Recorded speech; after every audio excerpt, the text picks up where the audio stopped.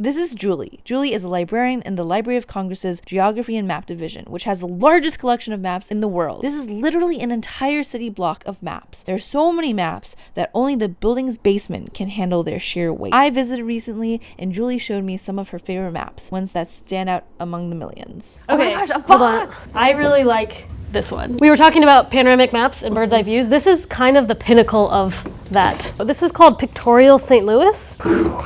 Okay, most panoramic maps are on one sheet, right? Camille Dry, he is the guy that made this.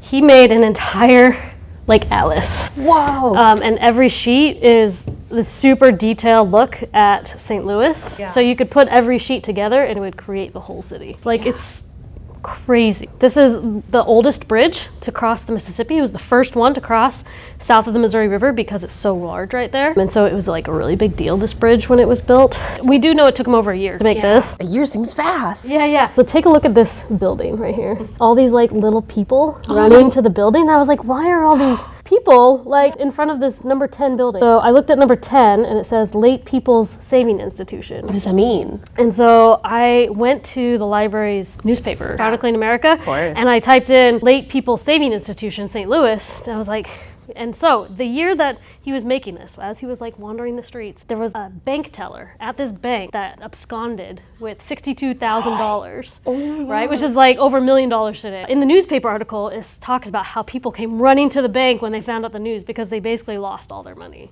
So these are sad people. Yeah. They lost their money. Found another article 3 or 4 years later that said the money was never found. What a mystery. I know, right? When you look at some photos of St. Louis from that time, you can tell, especially some of the more distinct buildings, he drew them pretty accurately. It's definitely the most detailed bird's eye view that was ever made, honestly. It's stuff like that. You would have never known that really, unless you look at a map. I got to see so many items when I was visiting G&M at the Library of Congress. One of the coolest things about this map is that you don't need to go to Washington, D.C. to see it because it has been completely digitized and you can see it online for free at the Library of Congress's website at loc.gov.